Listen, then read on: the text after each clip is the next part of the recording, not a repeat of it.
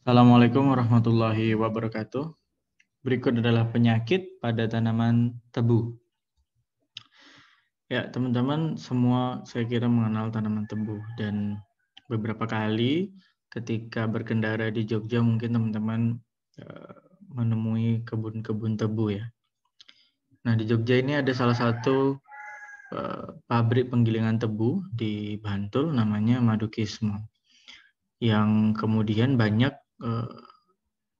kebun-kebun tebu di Jogja ini mengirim hasilnya ke sana. Nah, proses penggilingan itu karena tebu ini dibudidaya 1 tahun ya, atau hampir 1 tahun, maka proses penggilingannya puncaknya ada hanya 1 kali dalam 1 tahun. Nah, biasanya itu di bulan-bulan April seperti saat ini. Artinya apa, teman-teman? Artinya, jika teman-teman berkendara di keliling Jogja kemudian melihat kebun tebu, artinya kebun-kebun itu harusnya sudah ada tebu-tebu yang siap digiling. Ya, artinya itu tebu sudah ada dalam pertumbuhan yang maksimal gitu ya. Nah, optimalnya tanaman tebu tergantung varietasnya, tergantung klonnya itu punya tinggi 2 hingga 5 meter. Nah, nanti teman-teman coba perhatikan ya. Tentu kita tidak tahu klonnya apa ya atau varietasnya apa, tetapi yang saya lihat, yang saya perhatikan, nanti teman-teman juga coba cross check. Walaupun sudah masuk di bulan-bulan April, atau setidaknya nanti misal jadwal gilingnya mundur pun ke Mei, itu tinggi tanaman-tanaman tebu itu masih jauh dari 5 meter. Ya. Di beberapa kebun justru masih sangat pendek-pendek sekali ya. Mungkin 2 meter lebih sedikit, belum sampai 3 meter. Nah, ini tentu menunjukkan bahwa kesehatan tanaman tebu atau kesehatan agroekosistem di tanaman tebu itu tidak baik ya. Yang kemudian menyebabkan tanaman tebu yang punya tinggi optimal itu hingga 5 meter tidak pernah mencapai titik itu. Tentu penyebabnya banyak hal ya. Dan tidak selalu hama, tidak selalu penyakit, juga bisa budidaya atau bisa salah satu dari itu. Nah, jadi ya silakanlah, atau teman-teman keliling melihat tanaman tebu berpapasan dengan perkebunan tebu, coba teman-teman lihat. Wih, ini udah bulan April nih, apalagi udah bulan Mei. Kenapa tebu-tebu ini tingginya belum sampai 3 meter nih gitu ya. Teman-teman bisa sekarang kalau lihat kebun tebu bisa coba menganalisa itu. Nah, apakah kemudian penyakit-penyakit bisa berkontribusi dalam hal itu, dalam abnormalitas itu? Mungkin saja, mungkin saja. Ini beberapa tanaman tebu, penyakit pada tanaman tebu yang akan kita bahas, yang mungkin jika teman-teman ke kebun tebu ya, teman-teman bisa mencocokkan apakah terdapat beberapa penyakit ini di tanaman-tanaman tebu tersebut ya. Yang pertama adalah sugarcane mosaic, disebabkan oleh sugarcane mosaic virus ya. Penyakit ini disebabkan oleh virus dengan gejala yang akan mudah kita temui di bagian daun. Infeksi sebetulnya terjadi pada seluruh tanaman ya, meskipun gejala mosaiknya kita lihat di daun. Bahkan di akar. Artinya apa? Virus ini beredar di seluruh bagian tanaman. Ya, baik itu batang, daun, bahkan sampai akarnya. Nah, gejala yang umum itu terlihat di daun ya. Meskipun kadang di batang, tapi gejala umumnya ada di daun. Gejalanya berupa mozaik, biasanya muncul sebagai warna hijau yang kontras dengan latar belakang warna hijau pucat. Jadi warna daunnya menjadi hijau dan hijau pucat gitu ya, dengan sebaran yang tidak teratur atau disebut dengan mozaik.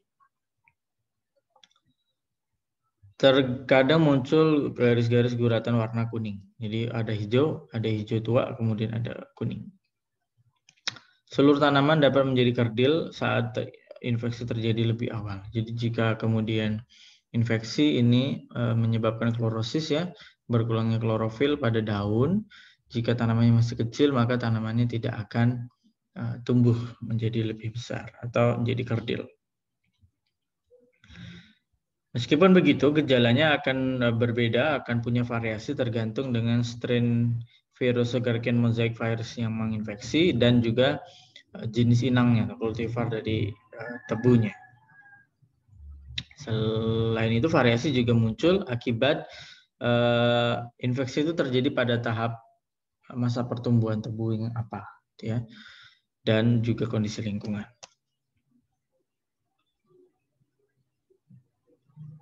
Sugarcane mosaic virus itu ditularkan oleh vektor apit secara tidak persisten. Apa itu arti dari tidak persisten, teman-teman? Jangan sampai lupa.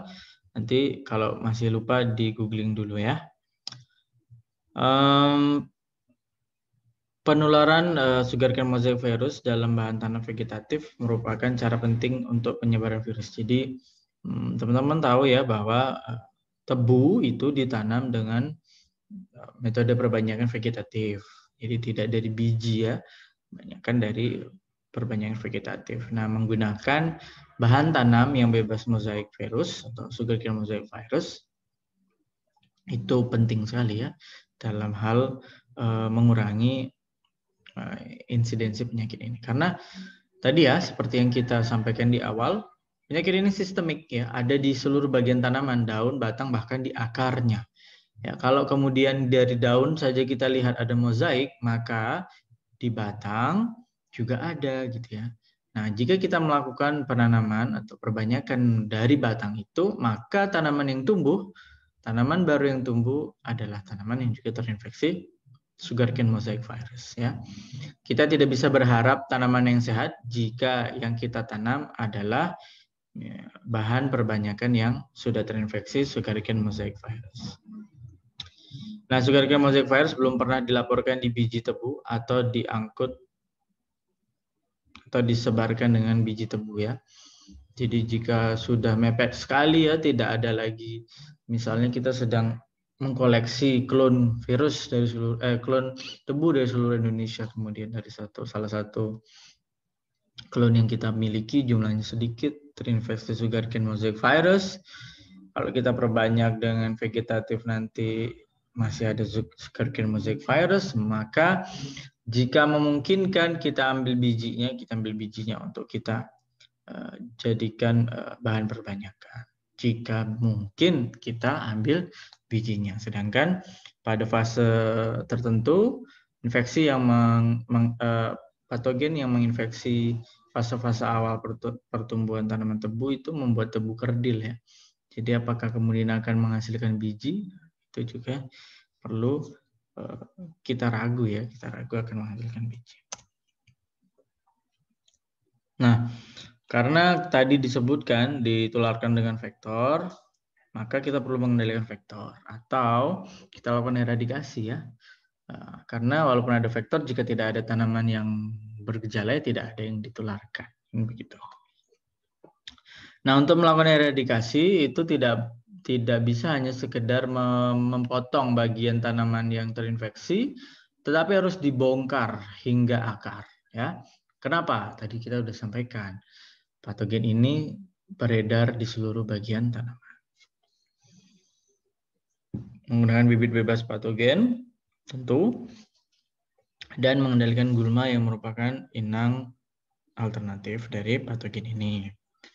Nah, semut, teman-teman, itu punya hubungan yang erat dengan apit.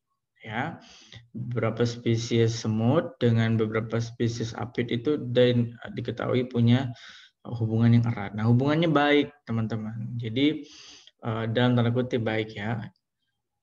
Semut itu seringkali memindahkan apit dari satu tanaman tebu ke tanaman tebu lain. Memindahkan apit dari tebu ke gulma atau dari gulma ke tebu. Nah, apabila apit tersebut sudah mengandung virus, maka itu artinya semut-semut ini menyebarkan vektor sehingga insidensi penyakit ini menjadi tinggi, gitu ya. Selain itu pula, semut-semut ini juga melindungi apit-apit ini dari serangan predator atau parasitoid. Jadi semut ini tidak pro sama kita ya, gitu. Ya, begitulah kurang lebih begitu. Nah, beberapa tanaman jagung, sorghum itu adalah inang yang baik untuk vektor ini, untuk apit ya. Jadi sebaiknya tidak ditanam berdekatan dengan tanaman tebu. Nah, teman-teman, nanti kita apapun penyakit yang nanti kita bahas berikutnya, tebu ini penyakit hama di tebu ini sulit sekali untuk dikendalikan dengan rotasi tanaman, teman-teman. Kenapa? Teman-teman bisa tahu ya, tanaman tebu ini betul-betul ditanam sepanjang tahun. 1 tahun panen, bongkar, tanam lagi, gitu ya. Tidak ada jeda. Nah, kalau kita jeda 3 bulan gitu ya, tebu kita panennya tidak di masa giling, tidak di masa pabrik giling. Kita kirim kemana tebu kita nanti, kan begitu ya. Nah, ini jadi masalah karena itu semua menanam serentak, itu baiknya gitu ya, menanam serentak. Tetapi tidak ada proses rotasi dan tidak ada proses pengkosongan lahan yang serentak. Nah, itu bahaya. Maka di lahan itu, di kebun itu, secara terus-menerus bertahun-tahun. Kalau teman-teman ada yang kebagian tebu, saya nggak tahu ada yang milih tebu atau enggak. Untuk proyek kelasnya tahun ini, teman-teman bisa tanya, sudah sejak kapan kebun ini ditanami tebu? Sejak itu tidak putus ditanami tebu. Jadi populasi hama itu terus ada di situ karena makanannya ada terus, begitu juga penyakit akan terus ada karena inangnya ada terus. Gitu.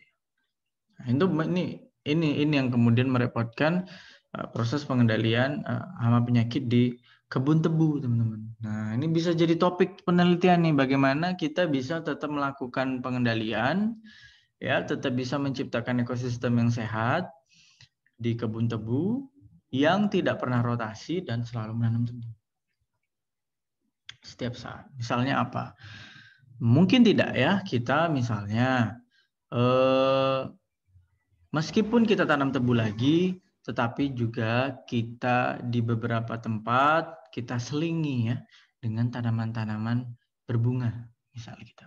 Untuk tempat tinggal parasitoid, tempat tinggal predator, gitu. Jadi kebun tebu yang kita lihat nanti tidak hanya isinya tebu, tapi di beberapa tempat kemudian ada tanaman-tanaman lain yang tumbuh di sana untuk meningkatkan keragaman di kebun tebu. Bisa nggak ya kayak gitu? Apakah yang seperti itu akan efektif dalam mengendalikan faktor-faktor virus pada tebu, dalam mengendalikan hama-hama pada tebu? Nah, ini jadi topik nih, topik penelitian yang baik kalau teman-teman tertarik untuk mengkaji ini. Berikutnya adalah sugarcane racun stunting disease. Ini menyebabkan kerdil pada tanaman tebu. Teman-teman bisa lihat di foto. Kenampakan tanaman tebu yang terinfeksi oleh Lawsonia sili, subspesies sili, itu adalah lebih rendah daripada tanaman-tanaman normal. Kerdil adalah salah satu gejala yang paling jelas yang disebabkan oleh Lawsonia sili, subspesies sili ini, tetapi kerdil tidak selalu disebabkan oleh patogen ini. Nah, gitu ya. Jadi bisa juga disebabkan oleh penyakit lain. Nah, untuk memastikan bagaimana kita potong batangnya, nanti kita akan bisa melakukan observasi karena ada gejala khas dari Lawsonia sili, subspesies sili ini pada bagian batang tanaman tebu. Batang yang sakit dari beberapa kultivar mungkin menunjukkan perubahan warna internal, tetapi gejala ini seringkali bersifat sementara. Jadi mungkin kalau beruntung kita temukan, gitu ya, artinya sementara begitu. Perubahan warna tidak meluas ke ruas. Jadi jika ada perubahan warna pada bagian batang, itu biasanya terlokalisir dengan ruas. Jadi tidak akan menyeberang ke ruas yang lain. Jika namanya perubahan warna itu menyebar hingga ruas yang lain, kemungkinan besar itu disebabkan oleh serangga atau oleh faktor lain. Nah, seringnya penyakit ini ditemukan pada lahan tegalan yang tidak berpengairan, jadi lahan kering ya. Pengendalian dengan varietas tahan itu dikatakan sedikit sulit sebab hampir semua varietas tebu rentan terhadap penyakit ini. Sehingga setidaknya kita bisa menggunakan, kalau tanaman tahan sulit, tanaman bebas penyakit. Ya. Alat pemotongan harus didisinfeksi, terutama saat memotong bibit tebu. Jadi patogen ini bisa ditularkan, disebarkan dengan alat-alat pertanian. Oke, berikutnya. Berikutnya adalah penyakit luka api. Ya, gejalanya khas, teman-teman, seperti pada foto. Itu terjadi pada ujung tanaman. Itu sebetulnya daun muda, ya, yang kemudian mengering. Teman-teman bisa lihat berubah menjadi hitam atau coklat dan terlihat seperti kaku, ya, seperti daun yang terbakar. Itulah kenapa disebut luka api. Atau juga disebut seperti cambuk, ya, maka juga ada yang menyebutnya sebagai cambuk luka api. Nah, penyakit luka api pada tebu disebabkan oleh Ustilago schitamine. Luka api tebu ditandai dengan adanya perkembangan struktur dan kandungan sporongia pada daerah apikal atau pada titik tumbuh yang disebut dengan cambuk. Jadi bagian yang seperti cambuk atau seperti luka terbakar ini sebetulnya berisi sporongia, jamur Ustilago schitamina. Cambuknya berwarna hitam pada pangkal apikal atau pada daun muda, yang kemudian bentuknya mengecil dan membulat seperti seukuran pensil, tidak bercabang, ya, seperti cambuk lurus. Cambuk itu kan tidak bercabang, ya, dan kelihatannya seperti kaku. Nah, di dalamnya itu ada banyak sekali klamidospor yang dilapisi selaput tipis, tidak berwarna dan menempel pada cambuk. Nah, dari situlah kemudian spora ini akan menyebar ke tanaman lain di sekitarnya melalui bantuan angin. Jadi untuk penyakit luka api ini sangat mudah sekali dibedakan dengan penyakit lain. Kalau teman-teman ke kebun tebu begitu, ya, teman-teman melihat yang seperti ini, ya, ini adalah Ustilago schitamina. Nah, pengendalian pertama tentu pengamatan. Ya, pengamatan itu penting untuk dilakukan sebagai dasar dari tindakan pengendalian. Nah, teliospor dari luka api ini yang ada di bagian cambuknya itu tidak memiliki dormansi dan tidak dapat hidup lama di dalam tanah tanpa adanya tunas atau tanaman. Jadi melakukan eradikasi hingga bagian bawah, ya, hingga tidak menyisakan tanaman sama sekali, itu salah satu cara yang bisa dilakukan untuk mengurangi populasi Ustilago di dalam tanah. Karena itu melakukan sanitasi dan membongkar serta memusnahkan tanaman sakit serta menjaga kebersihan kebun itu cara yang penting, ya, untuk mengendalikan penyakit ini. Jadi penyakit ini akan punya asosiasi dengan penggunaan klon-klon rentan, misalnya, ya. Kenapa kok banyak? Apakah klonnya rentan? Iya, sudah jelas, gitu kan. Kenapa penyakit ini banyak? Apakah klonnya rentan? Tidak terlalu. Apakah kebunnya disanitasi dengan baik? Itu perlu kita tanyakan karena pada akhirnya berkaitan dengan itu. Nah, pengendaliannya juga bisa dengan memperkuat tanaman dengan pemberian pupuk mycorrhiza karena kemudian akan memacu pertumbuhan tanaman, dan juga Trichoderma harzianum yang dapat menekan populasi. Saya mohon maaf karena penulisan Trichoderma harzianum seharusnya dicetak miring.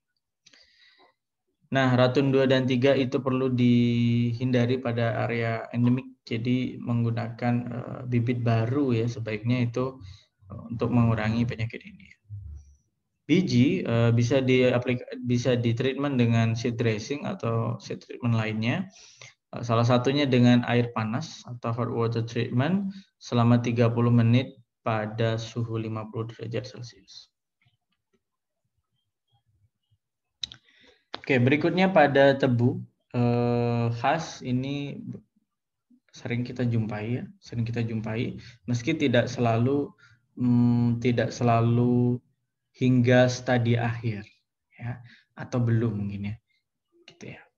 Penyakit disebabkan oleh Fusarium moniliforme disebut dengan penyakit pokah bung, ya. ada 3 stadia atau 3 tahap perkembangan penyakit. Jadi ada yang gejalanya masih awal, gejala menengah, dan gejala akhir dari penyakit pokah-bung. Nah, untuk stadia 1 itu gejala hanya terlihat di daun, ya. Alian daun yang baru saja membuka, jadi daun-daun muda nih ya. Daun yang baru saja membuka tampak ada klorosis, lalu timbul bintik. Itu seperti foto yang B. Lama-kelamaan atau yang C juga ya. Lama-kelamaan kemudian dari situ juga muncul garis-garis atau guratan-guratan merah, ya, terutama pada bagian tulang daunnya. Teman-teman bisa lihat di foto yang A, itu ada guratan merah pada tulang daunnya. Nah, kalau kemudian patogen ini mencapai daun yang belum membuka, maka daun itu tidak akan membuka. Ya, tidak akan membuka. Itu stadia 1. Stadia 1 itu gejalanya baru ada di daun. Nah, pada stadia 2, gejalanya sudah mulai muncul di ujung batang, ya. Muncul tapi tidak menyebabkan pembusukan, ya. Pada batang yang muda akan terdapat garis-garis merah kecoklatan yang dapat meluas menjadi rongga-rongga yang dalam. Nah, rongga-rongga ini mempunyai sekat-sekat melintang hingga tampak seperti tangga. Jika ujung batang dapat tumbuh terus, akan terjadi hambatan atau stagnasi pertumbuhan. Jadi, patogen ini menyerang ujung pertumbuhan sehingga tanaman tidak bisa tumbuh lebih tinggi lagi. Itu stadia 2. Stadia 1 baru menyerang daun. Stadia 2, selain daun juga sudah menginfeksi ujung batang, tapi tidak menyebabkan ujung batangnya busuk. Nah, tapi pada stadia 3, ujung batangnya sudah mulai busuk. Ya, dan disertai dengan timbulnya buah yang tidak sedap. Teman-teman bisa lihat pada gambar. Nah, ini adalah jadi gini teman-teman, dari hasil pengamatan saya membaca beberapa sumber literatur, penyakit ini tidak punya kaitan erat dengan kelembaban, dengan cuaca yang terlalu banyak air atau dengan irigasi dan sebagainya. Sehingga pengendalian dengan yang mengarah ke sana, ke pengaturan kelembaban, drainase itu tidak banyak membantu. Jadi satu-satunya yang bisa kita kerjakan adalah menggunakan tanaman tahan atau bibit-bibit yang bebas penyakit dan sanitasi lahan tentu ya, disertai dengan pengamatan yang baik. Nah, ini ada beberapa varietas atau klon dari tebu yang tahan terhadap penyakit pokah-bung. Nah, hingga umur 6 bulan setidaknya ada beberapa varietas di sini cukup banyak klon yang memiliki persentase penyakit pokah-bung yang rendah, ya, di bawah 1%. Nah, varietas-varietas ini bisa dipilih untuk ditanam di area-area yang dikhawatirkan dapat terinfeksi, terdapat Fusarium maliniforme dalam jumlah yang besar.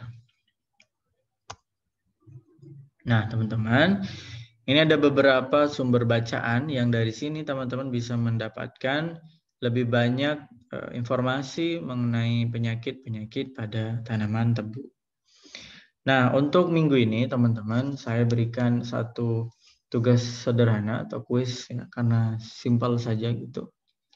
Teman-teman, dari hasil wawancara teman-teman minggu lalu, saya sudah baca dan sangat luar biasa teman-teman. Terima kasih atas kerja kerasnya mengumpulkan informasi yang menurut saya beberapa sangat berharga untuk dasar kita dalam menyiapkan program pengendalian ya. Tentu beberapa yang lain tidak ya, tidak ada kaitan dengan program pengendalian, tapi tetap penting dan tetap dibutuhkan. Misalnya nama petani begitu ya, itu dibutuhkan, tetapi tidak ada kaitan dengan program pengendalian. Tidak apa-apa, itu semua kita kumpulkan. Nah, beberapa menyertakan foto, terima kasih. Beberapa tidak menyertakan foto dengan petani. Beberapa menyertakan foto dengan petani, tapi tidak menyertakan foto keadaan di lahan. Gitu ya.